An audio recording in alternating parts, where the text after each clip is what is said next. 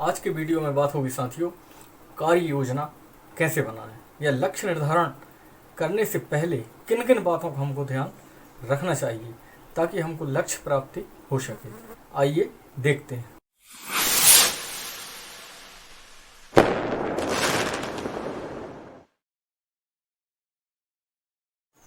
नमस्कार साथियों, मैं राकेश सिंह बक्सी आपका स्वागत करता हूं YouTube चैनल राकेश सिंह बक्सी पर।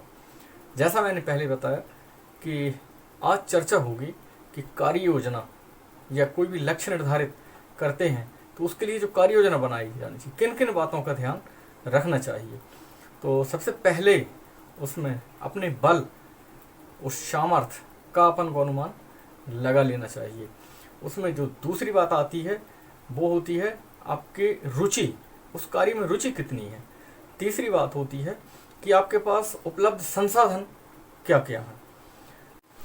चौथा, उसमें समय का ध्यान रखना चाहिए। फिर देश, काल, परिस्थिति, हानि और लाभ, इन सब बातों का यदि आप पहले हानि लाभ मतलब प्लस और माइनस, इन बातों का आप यदि ध्यान रखते हैं तो आपका जो लक्ष्य है वो बिल्कुल सटीक सही स्थान पर जाके लगेगा और आप विजय श्री हासिल कर सकते हैं।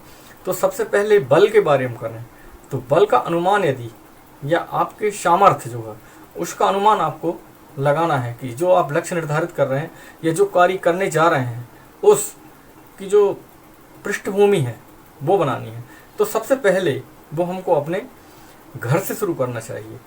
घर में पत्नी या अपने जीवन साथी से सलाह ले लेनी चाहिए, क्योंकि माँ के बाद यदि कोई सर्वाधिक जानने वाला है तो वो होती है पत्नी या जीवन साथी। आपके पल पल, आपके सामर्थ्य, आपके बल, आपके सारे मतलब जो जीवन सूत्र हैं वो सारी जानकारी यदि किसी को हो तो सर्वाधिक निकट होने के कारण से आपके जीवन साथी को होती है। यदि आप कोई योजना बनाते हैं और वह आप शेयर नहीं करते हैं तो ये निश्चित माने कि आप उस लक्ष्य हासिल करने में बहुत ही कठिनाई महसूस करेंगे। और यदि आप कर लेते हैं चर्चा तो आपको आपके बल के अनुमान कराने में सर्वाधिक यदि कोई सहायक है तो वो जीवन साथी होता है। हमारे रामायण में बड़ी सुंदर घटना है कि राजा दशरथ जो राज्याभिषेक करने जा रहे थे सुबह हमारे मर्यादा पुरुषोत्तम श्री राम जी का, उस कार्य योजना में उन्होंने कौशल्या से तो चर्चा की पर कैकेयी से चर्चा नहीं की।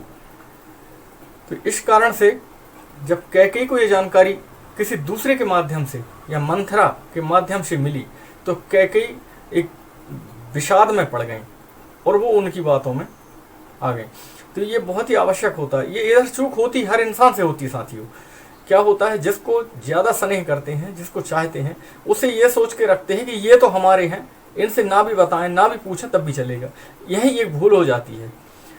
ये जो भी आपके निकटस्थ हैं उनको जानकारी पहले आपकी कार्य योजना या आपके जो लक्ष्य है उसके बारे में जानकारी देनी चाहिए।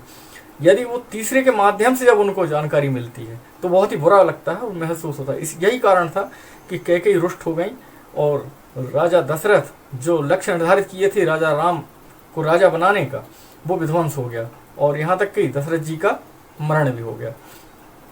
तो सर्वाधिक आवश्यक या आप पृष्ठभूमि जो बना रहे हैं तो उसमें अपने अर्धनारीश्वर भगवान शंकर ने भी एक उदाहरण पेश किया है कि जीवन साथी पुरुष और नारी साथ में मिलके ही जीवन आगे चलता है, संकल्प सिद्धि होती है।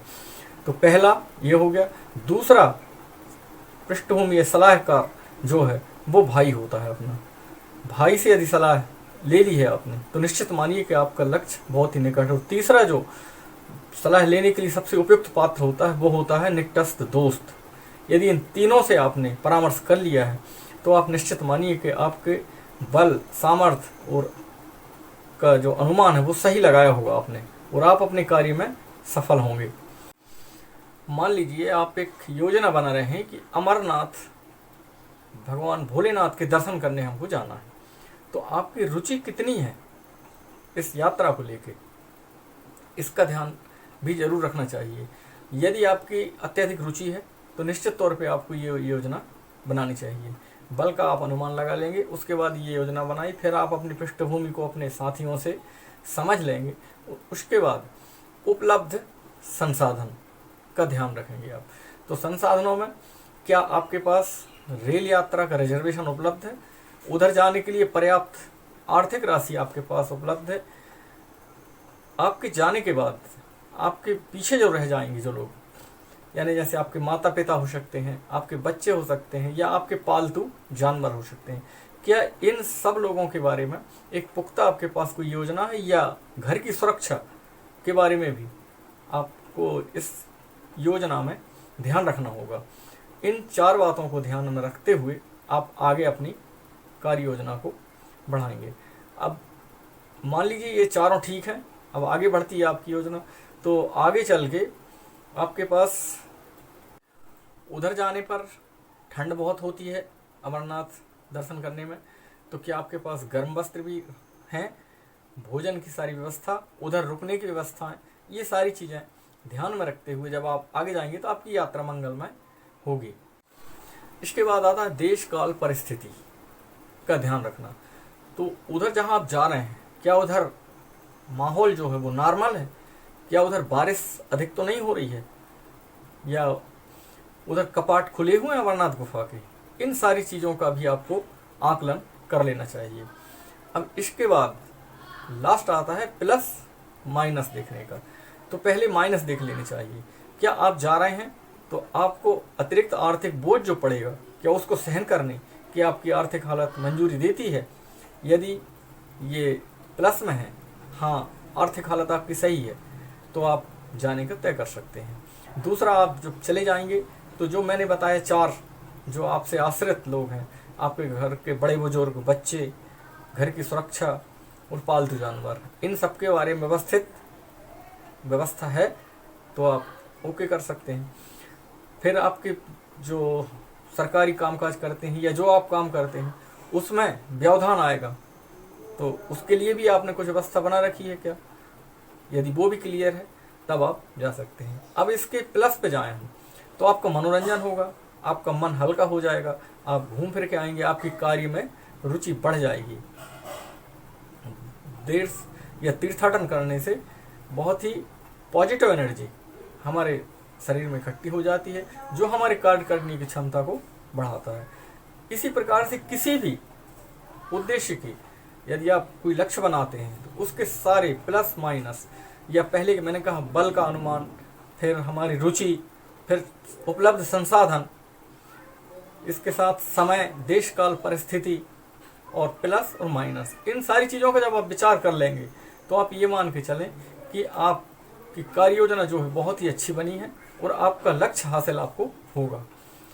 तो आज इन्हीं शुभकामनाओं के साथ कि आपको हर लक्ष्य हासिल हो, आपसे लेता हूँ विदा। नमस्कार।